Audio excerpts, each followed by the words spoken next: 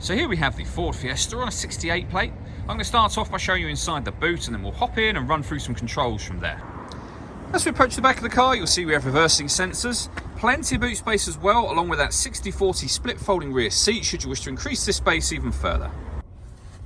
Okay, now that we're inside the car, we're going to start with the dials. On the left-hand side, we have the rev counter, and on the right-hand side, the speedometer.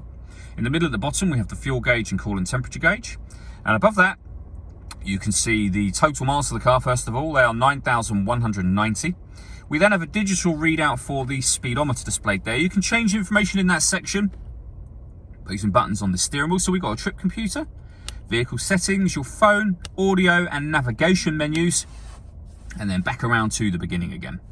If we back out to the steering wheel, on the right-hand side of the buttons I was using a second ago, along with phone and stereo controls. Stereo controls continue on the left-hand side with cruise control and speed limiter. And just behind the steering wheel, we have a minus and plus pedal. That is so that you can change gear manually on this automatic gearbox. Over in the center is where you'll find the touch screen for the car. So this is where you can add your phone. Search for your vehicle on your device and select it once it is found. And just follow the instructions on screen from there. It's also where you've got your satellite navigation.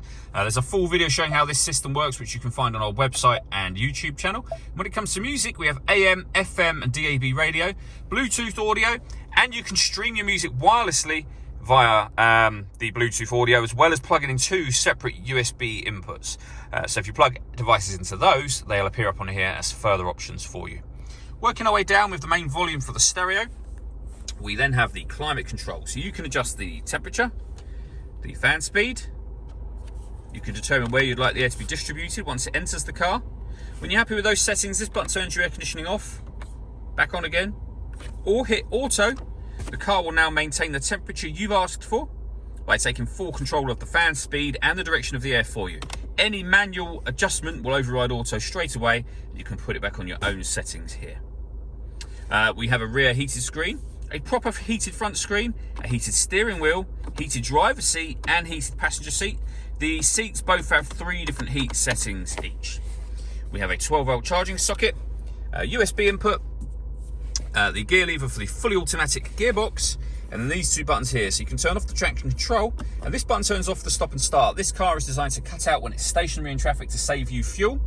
That system is now turned off. All that leaves me to say is thank you for taking the time to watch this video. If you'd like to come and see the car in person and have a test drive, please feel free to call any of our MJA sites. We'd love to hear from you soon.